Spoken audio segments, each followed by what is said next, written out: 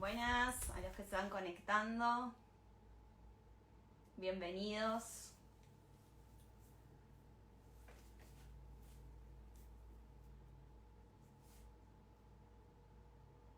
Vamos esperando que se van sumando y ahora sumamos a Carlos.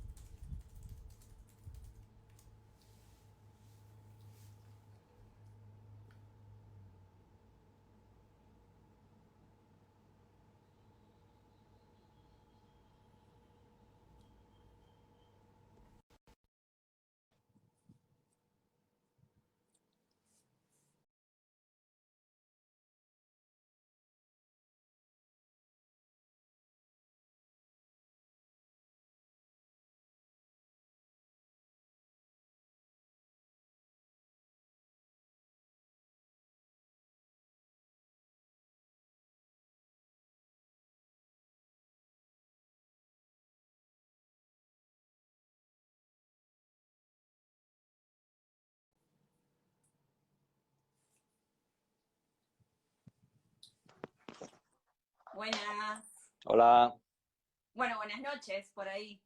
buenas tardes, noches ya casi. Sí, ahí que son las 20, Son ¿no? las 8. Está justo en este momento, sabes que, bueno, como muchas otras ciudades del mundo, ¿no? A una hora que se aplaude en los balcones, Sí, acá un también sucede. poco, bueno, pues justo es en este momento. No lo oís, pero Claro, está, por los doctores y todo el personal médico. en realidad, por los doctores, personal médico, las personas que están también en los supermercados, en los mercados, ¿no? Un poco por todo.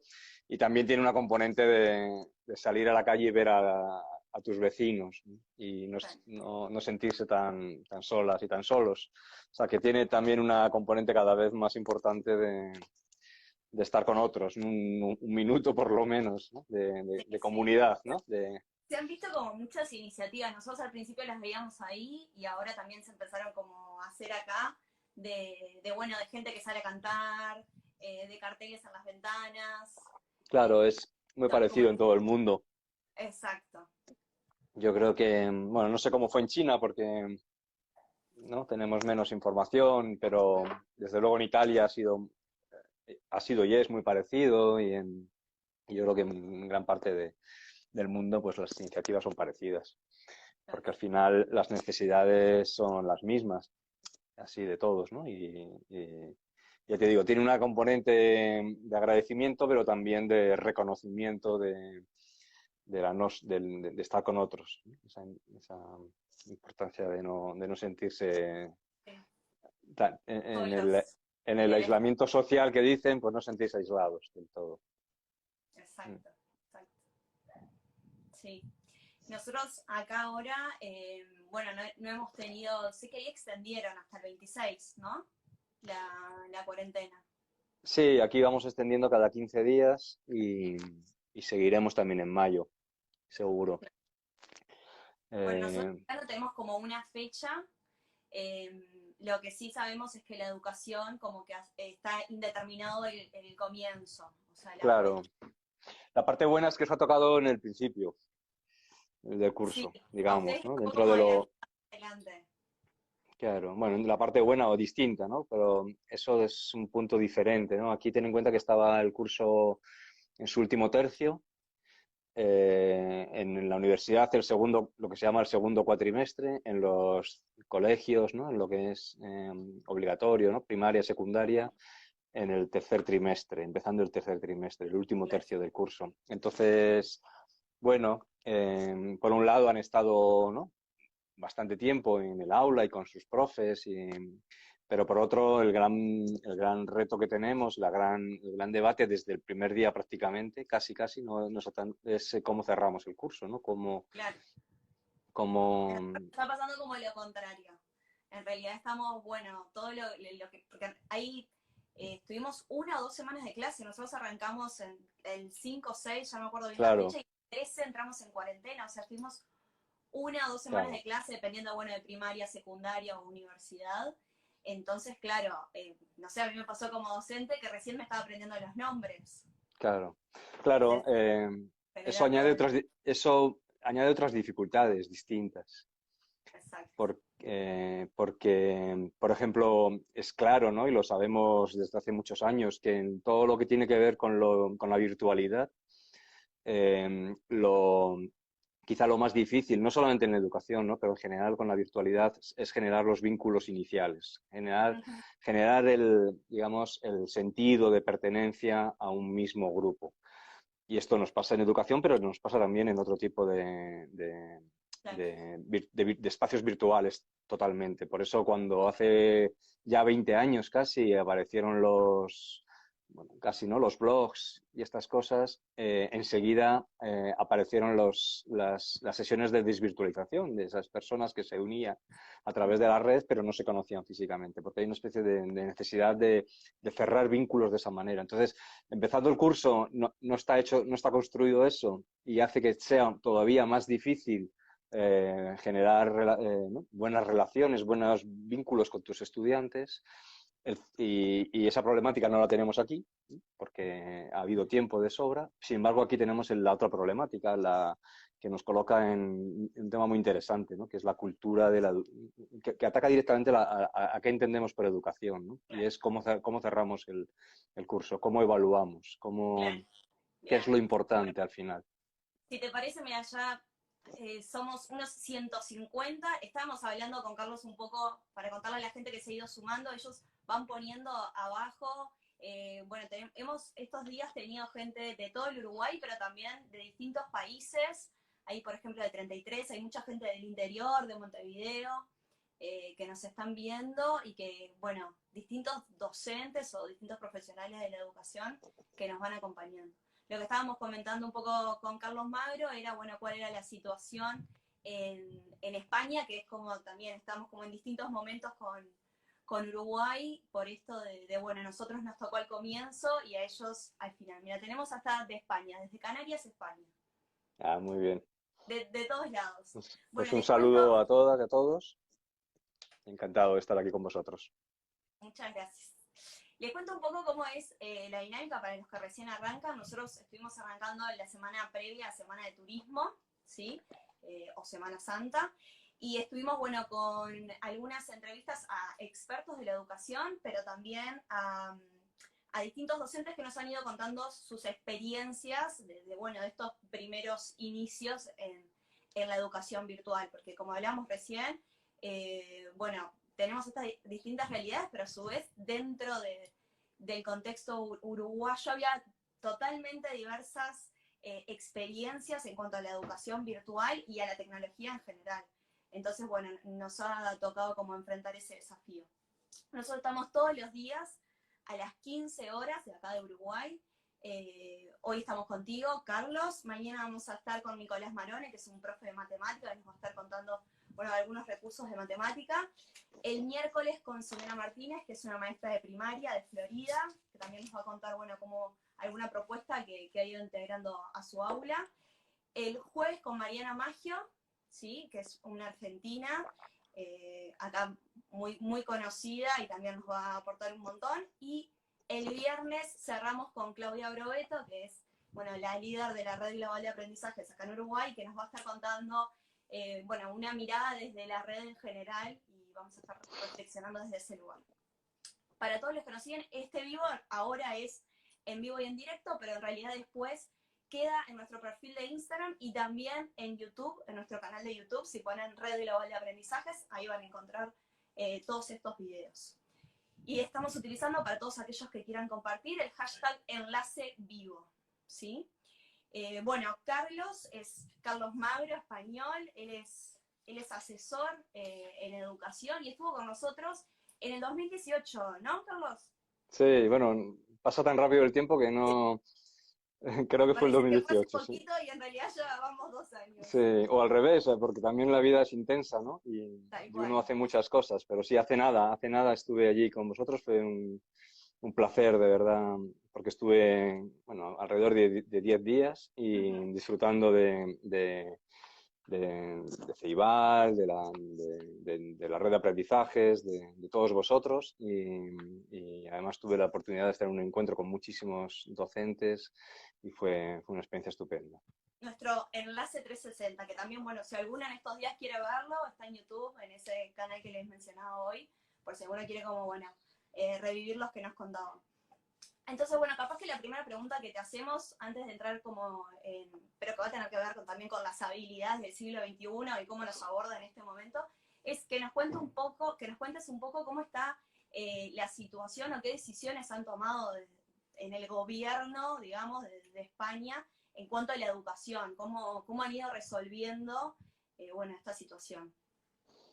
Bueno, pues estamos a un mes, ¿no? Ha pasado exactamente un mes desde que estamos en estado de alarma y en confinamiento y por tanto sin asistir físicamente a las aulas, ni de infantil, ni de primaria, ni de secundaria, ni de universidad, ni otro tipo de estudios.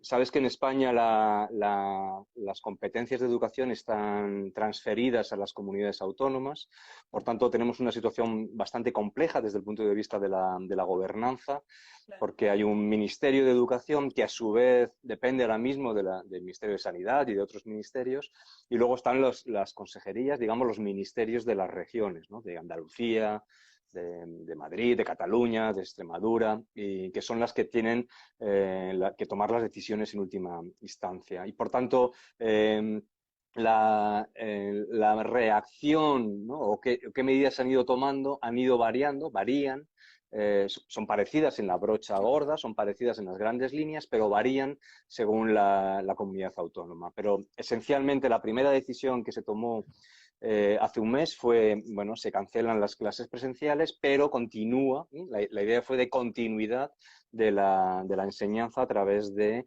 la distancia, la virtualidad, las plataformas online. Luego, el primer mensaje fue de no podemos ir a clase, pero debemos seguir en clase.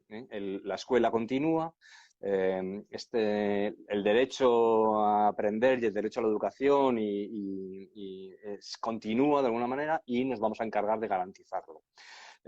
A partir de ahí vienen todas las dificultades, porque de repente nos encontramos en una situación en la que bueno, hay que dar continuidad a una especie de normalidad en un estado que no tiene nada de normal, porque no estamos en un estado de normalidad. Y por tanto, en algunos lugares, en algunos centros y para algunas personas esto ha sido más fácil, para otras está siendo muy complicado, tremendamente complicado. Tan complicado que nos cuestionamos si tiene mucho sentido seguir hablando de normalidad. Las medidas han ido, de momento no tenemos muchas medidas, es decir, como vamos siguiendo detrás de las pautas de confinamiento. En principio el curso no sabemos si lo vamos a acabar presencialmente o así a distancia. Todo apunta, desgraciadamente, a que es muy probable que terminemos el curso sin volver a las aulas. No tenemos datos ni lo sabemos con certeza. Y, por tanto, el gran debate que tenemos en estos momentos es cómo cerramos el curso, cómo evaluamos, en el sentido amplio de la palabra, cómo promocionamos a los estudiantes y, en el fondo, cómo garantizamos equidad y justicia para todos en circunstancias en las que sabemos que no hay equidad y justicia para todos, porque ni todos tienen acceso a dispositivos, ni todos tienen acceso a conectividad, ni en todas las escuelas estábamos preparados para hacer esa transición de un día a otro a una enseñanza online, que ya sabemos que no es trasladar lo mismo que hacemos a otro contexto. Las circunstancias de vida son muy variadas. Hay personas, ¿no? Hay niños viviendo en circunstancias complejas, como todas las personas, probablemente con familiares enfermos o desgraciadamente que han fallecido, es decir, en circunstancias de mucho estrés psicológico, con más o menos apoyo dependiendo de la capital cultural, social y de condiciones de vida de los padres, familias que han perdido el trabajo, que no tienen, toda su preocupación ya no es tanto cómo ayudo a mis hijos, sino qué como mañana. Es decir, que estamos en una situación muy compleja, muy complicada para todos, y lo que estamos notando es, desde mi punto de vista, y es muy particular, una falta de decisiones y de ayuda real desde las administraciones educativas, ya sean las de a nivel ministerial o a nivel de región, para dar instrucciones claras a los docentes y a las escuelas sobre cómo proseguir, cómo seguir, cómo evaluar, para de alguna manera descargar de responsabilidad. Estamos cargando demasiada responsabilidad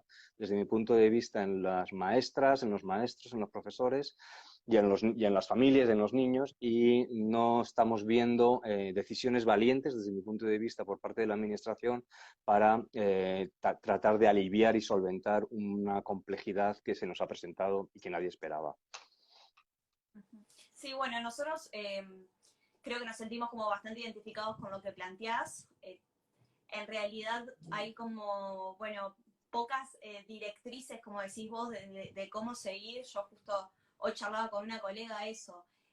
Creo que cada docente como ha tomado como su propio rumbo y su propio camino, y así hay como una amplia variedad, o sea, de estudiantes que tienen un montón de docentes que han continuado, a algunos que, bueno, por esto de tener que enfrentarse a este desafío de lo digital, o también por un tema de garantizar que todos tengan dispositivos, conectividad. Entonces se nos está haciendo como, bueno, dificultoso desde ese lugar de poder garantizar a todos esta continuidad desde el aprendizaje. Yo me preguntaba ahora cuando te escuchaba, ustedes también como que hubo esto de, nosotros hubo como un, no sé, como masivamente nos movimos hacia Zoom, ¿sí? O hacia algunas plataformas. Ceibal nos proveía de CREA como plataforma virtual, pero también después necesitamos esto del encuentro, ¿no? Lo que hablamos hoy, de, bueno, de vernos con esos estudiantes, y hubo ahí como un movimiento masivo hacia Zoom. No sé cómo fue la realidad en este sentido. Es muy diversa. No te puedo generalizar mucho porque dependiendo, en primer lugar, de la... Aquí en España hay dos grandes redes, la red privada y la red pública. La red privada, a su vez, es una red concertada, pero es decir, que está subvencionada por el gobierno, pero digamos que opera en algunas cosas con sistemas propios. Entonces, en la red esta privada concertada o red privada, pues hay escuelas o redes de escuelas que tienen sus propias plataformas y pueden ser plataformas comerciales conocidas por todos, entornos de Google, entornos ¿no? de Microsoft, tienen distintos entornos de Blackboard o de Moodle, distintas plataformas de aprendizaje a distancia. En la red pública, dependiendo de la comunidad autónoma, también nos encontramos con que tienen una serie de servicios más o menos habilitados. Aquí lo que estamos viendo es que seguramente no nos hemos tomado en los últimos 20 años suficientemente en serio ni el desarrollo, sobre todo estoy hablando en las dos redes, pero en general el desarrollo de esta posibilidad de hacer enseñanza a distancia, por tanto las plataformas de enseñanza a distancia, las competencias de los estudiantes, las competencias de los docentes, esa pedagogía que tantas veces decimos de cómo se hacen las cosas cuando no estamos juntos en el mismo espacio y en el mismo tiempo físico, eso no lo hemos terminado de tomar en serio en general y por tanto ahora estamos viendo las dificultades, digamos, para hacer esa transición que ha sido brusca y sin previo aviso. Lo que ha habido rápidamente, y eso ha pasado igual en Argentina y en otros muchísimos países, es, por un lado, unas grandes redes, una movilización enorme de los docentes que, de nuevo, una vez más, se echan a sus hombros un poco la responsabilidad por sus estudiantes, por buscarles, por identificarles, por llamar a sus familias, por tratar de estar en contacto con ellos y por tratar de dar continuidad a la normalidad. Ha habido una explosión enorme de microredes de docentes más o menos grandes en plataformas tipo Telegram, donde se están compartiendo recursos, compartiendo infraestructuras, compartiendo plataformas para poder, sobre todo los primeros días, precisamente como tú decías, pues a ver si Jitsi es mejor que Zoom o es mejor si tengo habilitado lo de Google Education, utilizar Meet o utilizar Hangout o utilizar, es decir, Ha habido redes de docentes ayudándose desde el punto de vista más técnico, más de aplicaciones.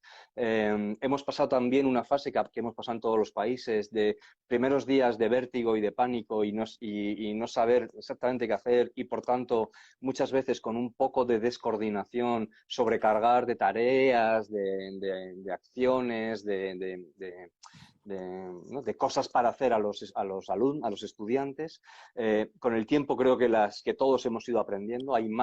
Cada vez hay más. Estamos viendo la importancia que tiene, por ejemplo, la coordinación de los claustros, que cada vez es mayor. Es decir, en poco tiempo hemos pasado de una cultura que a veces es muy individualista a una cultura mucho más colaborativa dentro de los claustros para coordinar precisamente la carga de trabajo, para coordinar tareas más globalizadas, para tratar de hacer una pedagogía más adaptada a unas circunstancias que, insisto, ni siquiera son las normales de una enseñanza a distancia, porque estamos confinados en casas más o menos pequeñas, con más o menos luz, con más o menos condiciones de vida adecuadas, con más o menos problemáticas externas, algunas muy graves. Por ejemplo, insisto, me he quedado sin trabajo. Es decir, que necesitamos claramente mucha coordinación de los docentes, que se está dando ya, mucho liderazgo por parte de los equipos directivos, que es la que permite esa coordinación. Hemos pasado, yo creo, de la primera fase, que fue como siempre, más de aplicación, a ver cómo lo hago ahora, ¿no? ¿Qué puedo hacer realmente, ¿no? Entonces, de repente hemos visto que las pautas son ya semanales en muchos casos y no diarias, que hemos recuperado la conexión con los estudiantes por el medio que ya hayamos podido, que hemos recuperado también un poco estar juntos, ¿no? Poder hablar un ratito con todos a la vez, simultáneamente, en una sesión síncrona. O sea, hemos pasado un poquito de la primera sensación de vértigo, de no saber ni siquiera qué aplicación o qué plataforma utilizar, en la que hubo sobre todo mucha colaboración entre docentes, a una fase de mayor coordinación y de mayor foco en cosas más de contenido, más profundas, tratando de adaptar rápidamente esa pedagogía normal a una situación de confinamiento, de crisis y por supuesto, de no presencialidad. Claro. Yo me quedé con esto como resonando de que decías como, bueno, hemos perdido estos 20 años ¿no? de avances tecnológicos, de educación a distancia, donde, bueno, quizás podríamos haber incorporado algo que nos ayudara también como a, bueno, transitar mejor esta situación. Y me anoté esta frase que te escuché a vos de Papert, que me parece súper interesante como también para empezar a abordar el tema de las habilidades. Que dice, bueno, todas las habilidades se volverán obsoletas excepto una, la capacidad de responder correctamente a situaciones fuera del alcance de lo que enseñó la escuela.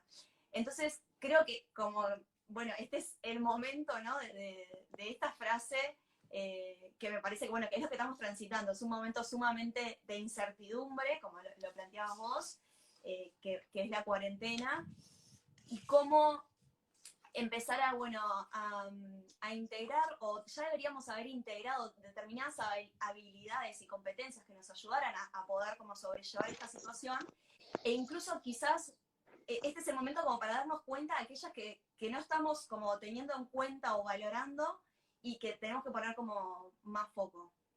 Claro, igual y retomo un poco ¿no? tu misma estructura de discurso, igual que hemos pasado 20 años en los que ni les hemos dado los instrumentos a los docentes, no sé, el 90 o el 95%, por no decir el 100% de los docentes de la red pública en España están trabajando en estos momentos con sus dispositivos, no cuentan con dispositivos ni con conectividad que les provee las administraciones educativas.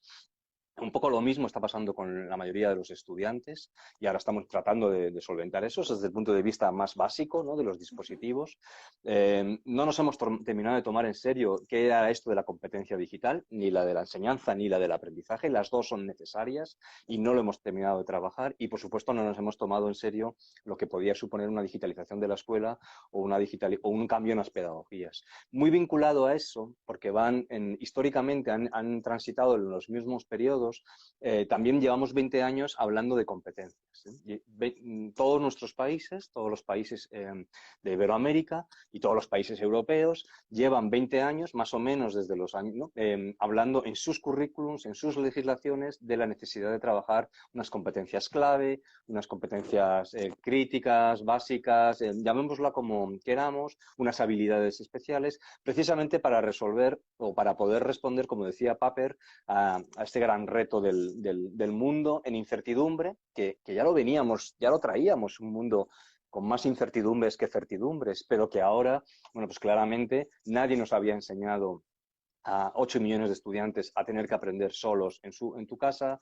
Nadie nos había enseñado a la mayoría de los profesionales a tener que trabajar en teletrabajo a distancia. Es decir, que la incertidumbre se nos ha instalado y la vemos clarísima, pero ya veníamos con esa incertidumbre. Responder a esa incertidumbre se supone que es lo que tratan de solventar los sistemas educativos. Cuando lo que decimos en las legislaciones no se trata solo, y el solo es importante, de transmitir una cantidad X de contenidos, de conocimientos, de saberes, sino asegurarnos que las personas son capaces de utilizar esos saberes del tipo que sean, y ahí es donde entrarían las distintas saberes que son necesarios en las personas para poder afrontar situaciones desconocidas de una manera competente. Esa es la idea de la competencia. Poder movilizar distintos saberes, poder recombinarlos, poder tener una serie de actitudes personales o colaborativas o de entendimiento del otro o de justicia social para poder poner en movimiento unos saberes que nos da la escuela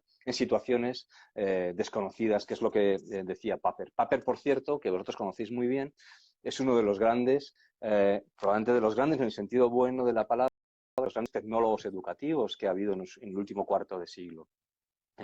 Alguien que se acercó a la tecnología educativa, pero con mucha tradición también de Piaget, de la psicología, de la educación, de la pedagogía, y que veía muy claramente cómo estas dos cosas iban en paralelo.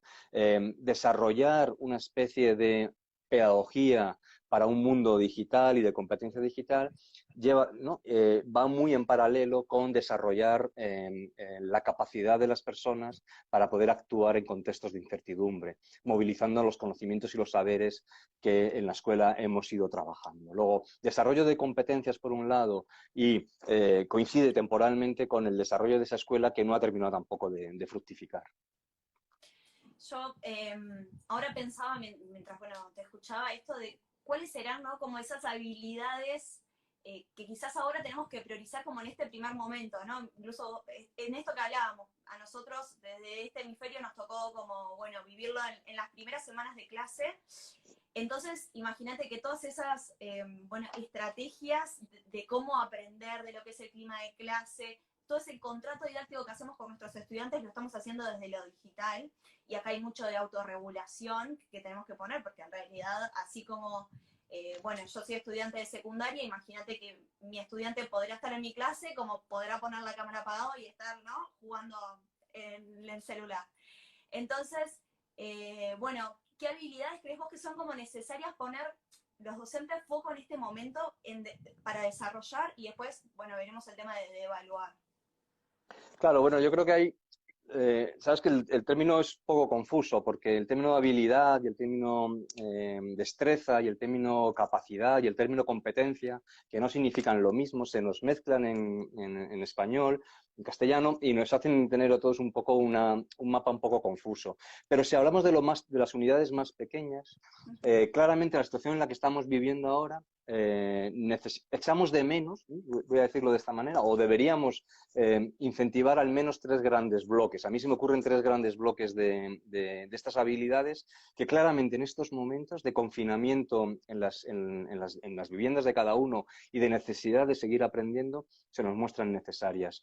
Uno tiene que ver, como tú decías, con las capacidades individuales, pero que vemos que también interaccionan con los otros, de autorregulación, autonomía, ¿no? Capacidad de toma de decisiones, capacidad de gestión de tu propio, ¿no? De tu propio tiempo, ¿no? Del propio bienestar. Es decir, y ahí yo creo que la más importante para nosotros en el mundo educativo sería la de la autonomía en el ámbito no solo personal, sino en la autonomía en el ámbito del aprendizaje. Es decir, desarrollar la capacidad de aprendizaje autónomo, que no quiere decir en aislamiento, no quiere decir que yo pueda aprender autónomamente, no quiere decir que aprenda sin los otros, ¿eh? Siempre aprendemos con los otros, pero desarrollar la capacidad de aprendizaje autónomo de las personas se nos muestra en este momento absolutamente fundamental. Tenemos a los niños de distintas edades y a los jóvenes de distintas edades, también a los adultos, tratando de trabajar solos, estudiando solos, con distintas edades, insisto, desde los 5 o 6 años. Entonces, y ahí vemos claramente que aquellos niños que en sus escuelas, en sus ámbitos normales de enseñanza y aprendizaje, han desarrollado, es decir, sus maestras les han hecho desarrollar su capacidad de autonomía, es decir, no han estado detrás de ellos todo el día diciéndoles lo que tenían que hacer, cuál era el siguiente paso, ¿no? Profe, ¿qué es lo siguiente que tengo que hacer? Cuando tengo alumnos que necesitan constantemente de la interacción de un adulto para saber lo que tienen que hacer en el siguiente paso, es decir, con muy poca autonomía, nos encontramos con un gran problema en estos momentos. Por tanto, un bloque importante lo que tiene que ver con lo personal. Insisto que en el caso del aprendizaje siempre está relacionado con la interacción con otros, por tanto todo eso que tiene que ver con la autonomía, y ahora la echamos de menos, y si no la tenemos es el momento de trabajarla, es un buen momento para trabajarla. El segundo que creo que también, el segundo bloque que me parece que tiene que ver, que es lo que podríamos decir, y que acabo de decir cuando digo que aprendemos con otros, es que siempre estamos en la interacción con otro, en la alteridad con otros, con los otros, con las otras. Por tanto, todo lo que tiene que ver con la empatía, con entender al otro, con ponerme en su lugar, con ser capaz de comunicarme con esa persona, con ser capaz de escuchar a las otras personas, bien sea para aprender, bien sea para ser, ¿no?, empático y capaz, ¿no?, de entenderles, ver su situación, que es muy diferente de la mía. Es en este momento de nuevo en los que estamos en esta especie de aislamiento, pero que no es real, que en realidad estamos tratando de vincularnos con otros medios, con los demás, también se revela fundamental. Se revela fundamental porque es imposible aprender solos, por tanto, todas esas habilidades que tienen que ver con, insisto, la comunicación, la escucha, el entender al otro, la comprensión, la capacidad de cooperar, la capacidad de colaborar, es otro conjunto que yo diría que es fundamental en estos momentos, la relación con los otros. Y luego, a mí me gusta siempre, y creo que la escuela es el mejor lugar para trabajar ese tercer bloque, es todo lo que tiene que ver con el acercamiento analítico y crítico hacia la realidad. Es un buen momento también, desde luego, para haberlo desarrollado, pero si no, para desarrollar ahora mismo con nuestros estudiantes en primaria y en secundaria, esa especie de pensamiento crítico, ese análisis crítico de la realidad, esa capacidad para buscar información, filtrar información, verificar si es información fiable o estamos tratando. Es decir, estamos en un momento en el que necesitamos todos información. Esa información muchas veces está tergiversada, mal, ¿no? A propósito, mal distribuida, es mala información o directamente estamos hablando de mentiras, de fake, de bulos. Y también es un buen momento, en estos momentos, para trabajar con nuestros estudiantes todo ese conjunto que tiene que ver con el pensamiento crítico, con no aceptar las cosas tal y como vienen, con verificar fuentes, con verificar, contrastar conocimiento. Es decir, y esto es más cognitivo, tiene que ver más con el conocimiento en sí mismo, pero creo que es un buen momento para trabajar todo ese conjunto de habilidades. Por tanto, las que tienen que ver con la autonomía de la persona, y es un buen momento para trabajarlas, las que tienen que ver con el trabajo con los demás, es decir, vamos a poner a nuestros estudiantes a trabajar con sus compañeros y desarrollar esas habilidades de trabajo cooperativo, y las que tienen que ver con el pensamiento crítico. Serían los tres bloques que ahora me parecen necesarios y tremendamente, no digo fácil, pero sí oportunos trabajar en estas circunstancias. Perfecto, me pareció como súper claro esto, bueno, de tres bloques, quizás el primero que necesitamos, sobre todo en esta primera etapa, es desarrollar la autonomía y todo lo que tiene que ver con el poder aprender solo físicamente, pero también con otros, y que eso va a desarrollar, bueno, creo que los tres bloques están como relacionados unos con otros, ¿no? Porque eso también me va a permitir trabajar con otros y me va a permitir, bueno, poder pensarme como ciudadano críticamente. ¿no? Y que en este momento es fundamental por, bueno, lo que decías vos, todas las fake news que vemos, la cantidad de información sobre, bueno, sobre el coronavirus, la cuarentena, asimismo nos pasó, por ejemplo, cuando estalló lo de Zoom y todos sus problemas de seguridad, también como ahí hubo como un pánico y empezar a entender que existe una huella digital, que estamos, hay datos que se utilizan, que son personales, que estamos también trabajando con datos de, bueno, de nuestros estudiantes, creo que nos está enseñando a todos, o sea, creo que tanto docentes como estudiantes estamos desarrollando estos 3 bloques que vos nos presentás en este momento. La otra pregunta que quería hacerte, que también la estuvimos un poco preguntando a través de encuestas en las redes sociales de la red, era, bueno, ¿qué priorizar en este momento? Porque lo que nos está pasando a los docentes es, o también lo pongo yo como desde mi lugar de docente, tenemos como, nosotros que recién arrancábamos, imagínate que tenemos un currículum súper amplio, que recién estábamos como comenzando, entonces, claramente lo digital y tener que adaptar lo que nosotros habíamos planificado, porque no es lo mismo ponerlo como en un dispositivo, como mencionábamos hoy, tener que adaptar eso va a implicar como hacer, digamos, recortes, pero más que recortes yo diría como encontrar lo importante, ¿no? Pero a veces los docentes creemos, ¿sí? O estamos educados en que lo importante son, bueno, ¿cuáles contenidos mi estudiante necesita para el año siguiente? Y capaz que en esa búsqueda, como dejamos de lado las competencias. Entonces, bueno, preguntarte cuál podría llegar a ser el efecto de esta situación en la enseñanza de ambos saberes, porque ya sabemos que esta dicotomía es falsa, no existe la dicotomía contenidos, competencias o contenido, habilidades, como, bueno, entendamos cada uno de ellos.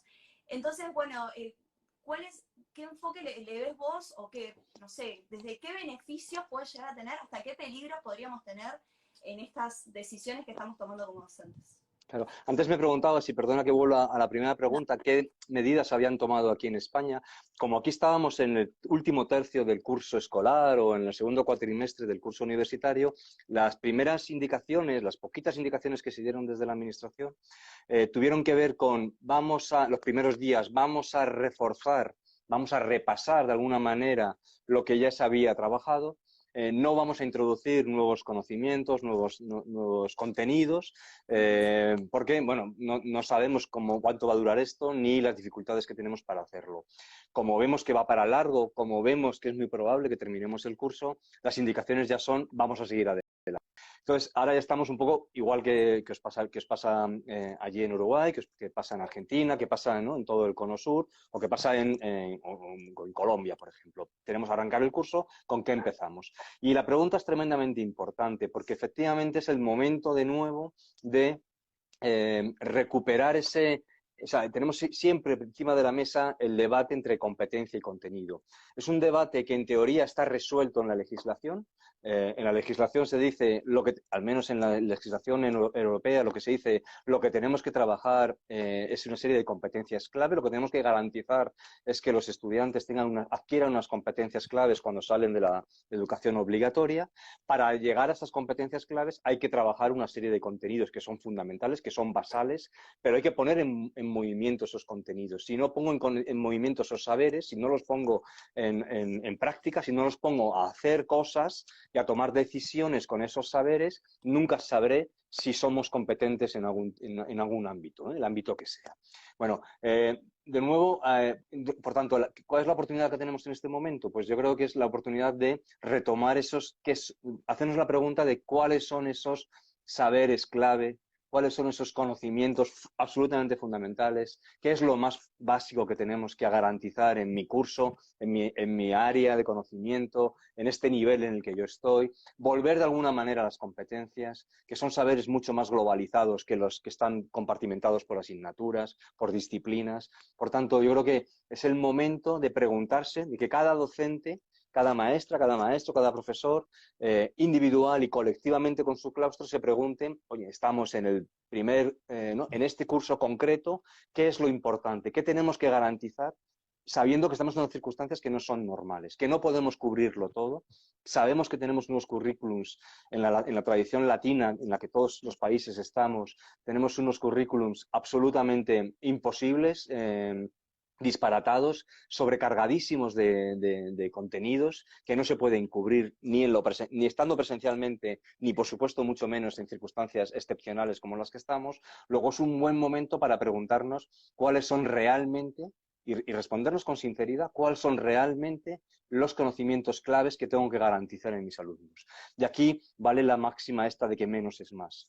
Es mucho más importante garantizar unos fundamentos y centrarnos en esos fundamentos, que a veces son cosas muy concretas. Es verdad que yo estoy pensando más en competencias que combinan saberes, pero también hay una serie de conocimientos instrumentales que tenemos que garantizar en nuestros estudiantes. Si estamos en los primeros grados, hay que garantizar la lectura, hay que garantizar la comprensión lectora, hay que garantizar ciertas operaciones matemáticas, ¿no? Además de otras cosas, pero me tengo que centrar en lo básico, no puedo pretender, ¿no?, cubrirlo todo. Yo creo que es un buen momento para preguntarnos qué tenemos que enseñar, qué es lo realmente importante. No quiere decir que lo otro no lo sea, pero en circunstancias como las que estamos, tenemos que elegir, tenemos que decidir qué sí y qué no. Hay que tomar decisiones. Creo que esas decisiones es el momento para tomarlas, pero creo que también que es una reflexión que tiene que ser individual de cada docente, pero luego tomada en colectivo. Es decir, no se tiene que tomar individualmente, sino colectivamente. Creo que son los claustros o los niveles o los equipos docentes de un nivel concreto los que tienen que tomar la decisión colectiva junto con su equipo directivo y, por supuesto, es donde yo me quejo, respaldados por la administración, tienen que tomar las decisiones de, en estas circunstancias, que tenemos que elegir qué es lo prioritario, qué es lo fundamental, en qué tenemos que centrarnos, qué podemos dejar para otro momento. No podemos olvidar que la escolaridad es larga, es decir, no hay que tampoco obsesionarse por lo que pase en unos meses. Tenemos al menos 10 años de escolaridad. Normalmente nuestros currículos son currículos bastante en espiral, es decir, que estamos avanzando sobre lo mismo y incorporando nuevos conocimientos, es decir, que tampoco es absolutamente dramático, y no estoy pensando en la universidad, estoy pensando más en la escolaridad obligatoria, si alguna cosa la dejamos para el curso que viene, para el año que viene. Es decir, que hay que tomar medidas en lo corto, pero también en el medio plazo. Hay que tomar medidas colectivamente estratégicas, aminorando seguramente nuestros currículos y centrándonos en lo realmente fundamental, en la lengua, en las áreas y en las competencias. Y tenemos luego que tomar medidas también a medio plazo, es decir, ¿qué va a pasar? En el caso español es muy claro, ¿qué va a pasar cuando empecemos el curso en septiembre? ¿Qué tipo de medidas de refuerzo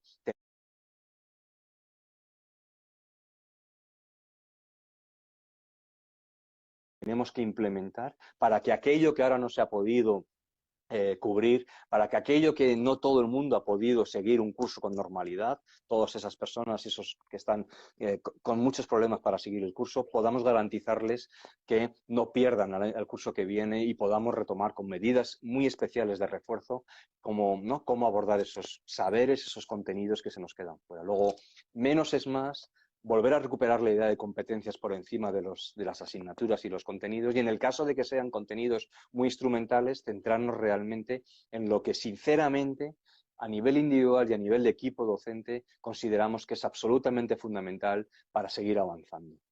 Uh-huh. Me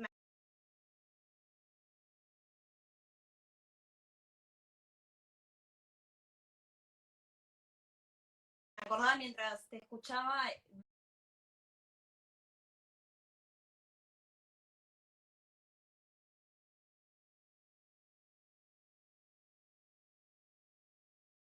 Verónica Perosi, bueno, una invitada que estuvo la semana previa, nos decía esto, este es el momento para aprender. Capaz que no matemática, física, literatura, historia, sino para aprender, ¿no? Y bueno, tiene que ver con esto. Quizás, bueno, identificar saberes como esto, que pueden ser contenidos, porque acá estamos como muy contenidos competencias, ¿no? En Uruguay tenemos como viene como los dos grandes núcleos, que no pueden suceder uno sin el otro, ¿sí? Pero a su vez necesitamos poner foco, porque si tampoco ponemos foco, a veces dejamos de lado uno por otro. No sé si me explico. A veces yo, por ejemplo, yo soy de química, por querer trabajar química orgánica, capaz que me enfoco tanto en eso y en valorar eso, incluso mi evaluación da como un fiel registro de eso, que dejo de lado las competencias que realmente quería como desarrollar en mis estudiantes. ¿no? Y acá me interesa preguntarte, que también es una pregunta que salió ahí en el público, bueno, en este contexto, ¿qué pasa con la evaluación? Claro, es la otra cara de la moneda. Si Uh -huh. tenemos resuelto el qué tenemos que enseñar, qué es lo prioritario en estos momentos, qué es lo importante, qué hay que aprender ahora, si tenemos resuelto eso, pues habremos resuelto la evaluación, o al revés. Si tenemos resuelta qué queremos evaluar, cómo queremos evaluar, qué tipo de evaluación queremos hacer, pues tendremos resuelto el qué queremos enseñar. Entonces, la mala comprensión que tenemos de que la evaluación, de equiparar evaluación con calificación, y luego, es decir, con un número final, y equiparar evaluación con toda la riqueza que tiene el concepto de evaluación, que es desde un simple o complejo feedback que te doy, ¿no?, a una tarea que has hecho, a una exposición oral que has hecho, a una manera de estar en el aula, desde de esas miles de interacciones que los docentes realizan con sus estudiantes a diario, eso es evaluación también, desde esa complejidad que entendemos algunos que significa lo de evaluar, que es valorar lo que quiero que mis estudiantes aprendan, a una mirada muy cerrada, muy pequeña, muy estrecha de la evaluación, que considera que evaluar solamente es certificar de una manera muy restrictiva muchas veces, prácticamente sin instrumentos o con instrumentos muy poco imaginativos, como puede ser el examen escrito de toda la vida, y para al final calificar al estudiante ¿no?, y darle certificar que ha aprendido algo, se supone. Y esa mirada tan estrecha explota en estos momentos, porque el instrumento examen se nos hace difícil, no digo que no sea posible hacerlo, pero se nos hace difícil. El instrumento examen, que muchas veces lo demonizamos porque decimos es lo peor, ¿no? Es la peor manera de evaluar. Bueno, pues es verdad, pero también puede ser un instrumento rico, porque yo puedo pedir a mis estudiantes que sean ellos los que elaboren el examen. Puedo pedir a mis estudiantes ¿no?, que se hagan exámenes en pareja, que a lo mejor no cuente para la nota final, pero es decir, que también tiene utilidades si sabemos tener imaginación en la manera que tenemos de utilizar ese instrumento. Pero en estos momentos, esa manera desde mi punto de vista, tan estrecha de entender, evaluar como solamente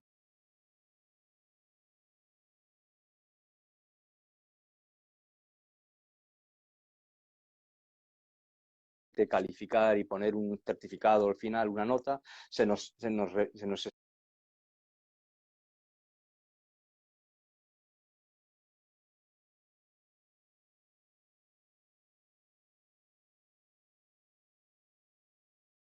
explota, se nos revienta y salta por todos los aires. Las costuras de la evaluación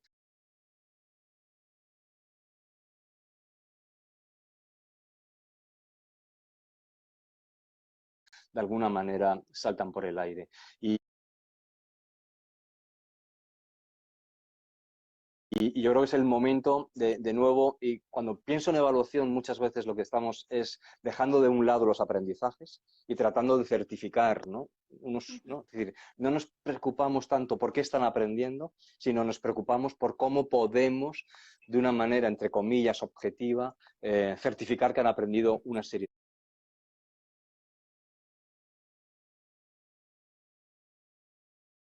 de cosas. Y ahí perdemos toda la riqueza que tiene el proceso de enseñanza,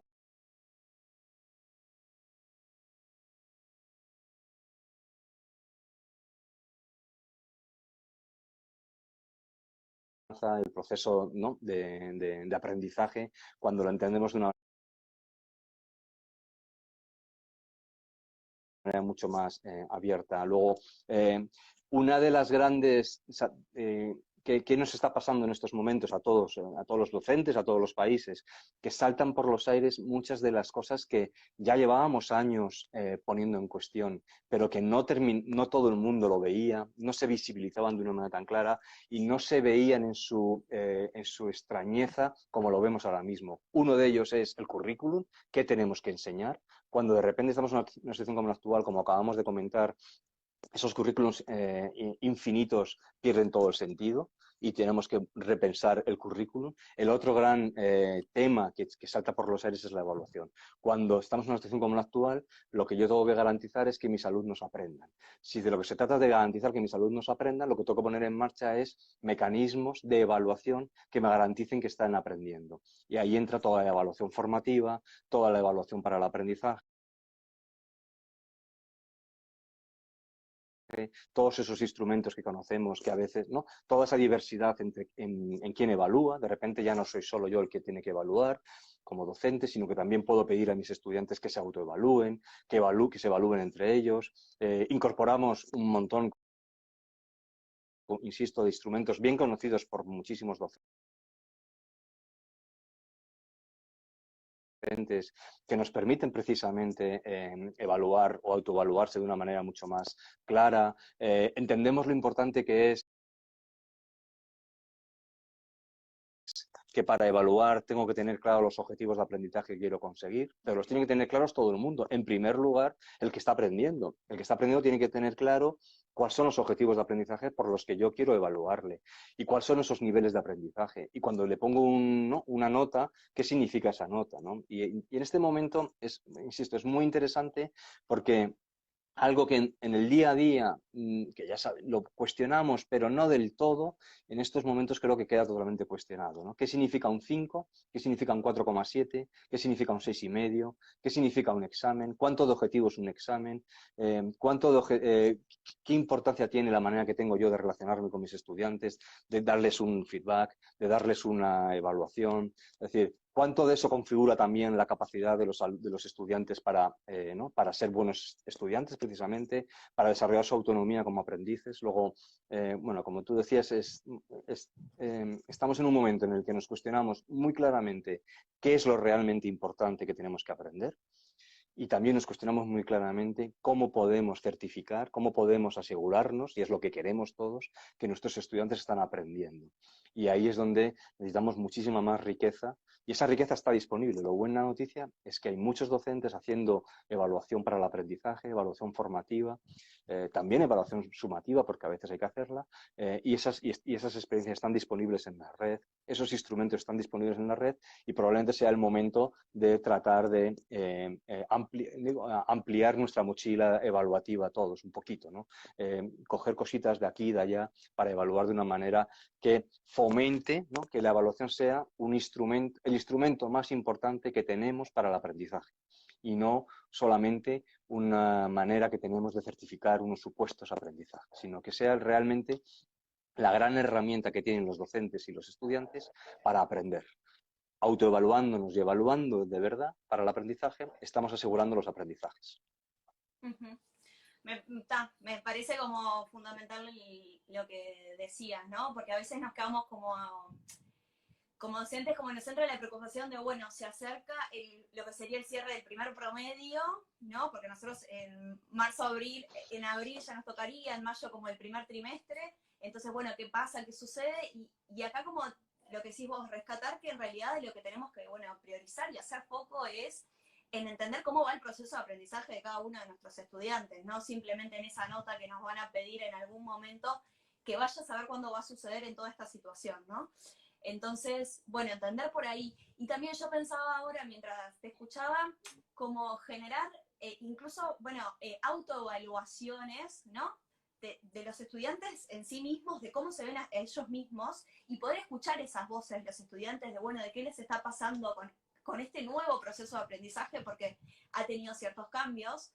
Y también poder evaluar nuestras propias propuestas para poder mejorarlas y cada vez personalizar más esa enseñanza para que haya un mejor proceso de aprendizaje.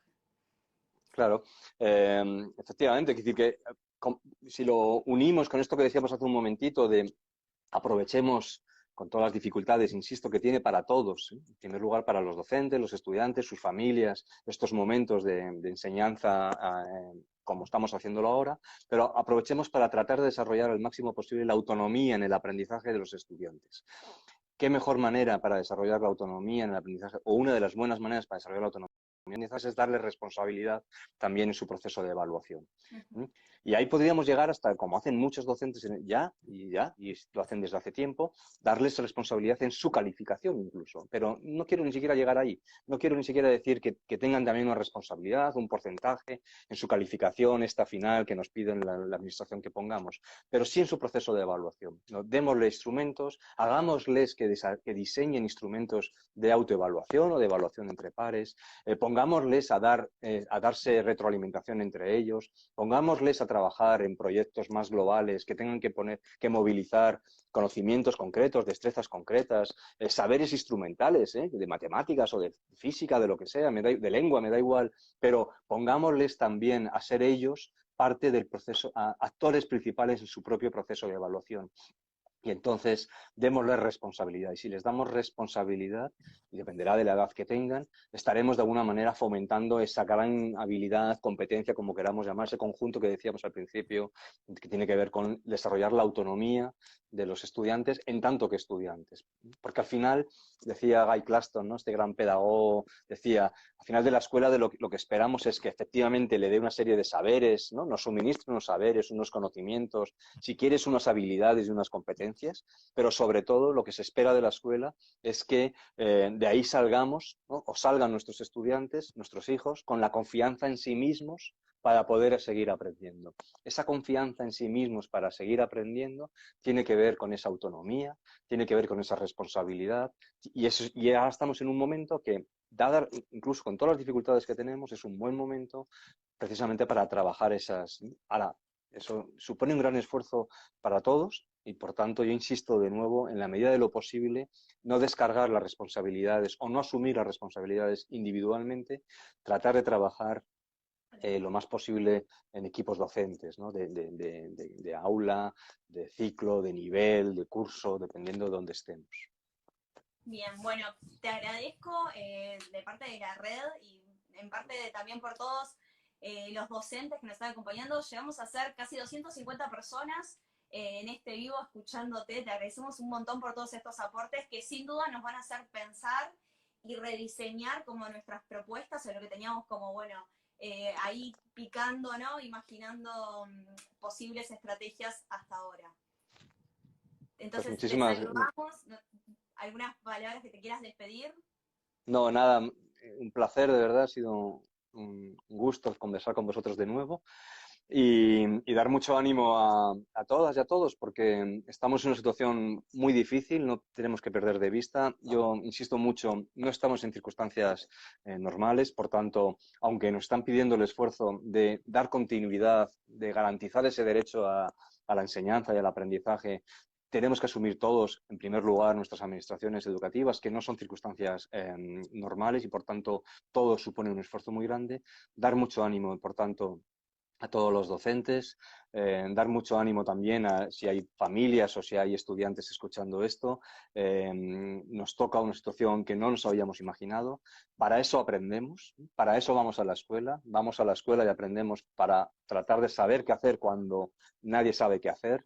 No hay nadie prácticamente, ¿no?, con menos de 70 años que se haya educado, ¿no?, pensando o haya vivido, tenga experiencia de una situación más o menos similar y, por tanto, bueno, ahora es el momento de sacar esas habilidades, de esas competencias, de dar sentido al por qué aprendemos.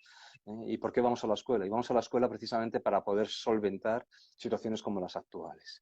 Por tanto, nada más, que cuidaros mucho todos y todas. Es un momento para cuidarse, para, si eres docente, estar atento a tus estudiantes en la medida de lo posible, todo lo que puedas, ya sea por carta, por teléfono, por WhatsApp, por cualquier plataforma de la que tengas a tu disposición, pero trata de conectar con ellos. Una de las grandes preocupaciones aquí de muchos directores y muchas directoras y muchos docentes es que hay un porcentaje de alumnos que han desaparecido, no son capaces de contactar con ellos y están preocupados por ellos. Por tanto, tratar de contactar con vuestros estudiantes, que en algunos casos estarán en situaciones muy complejas, y ya está.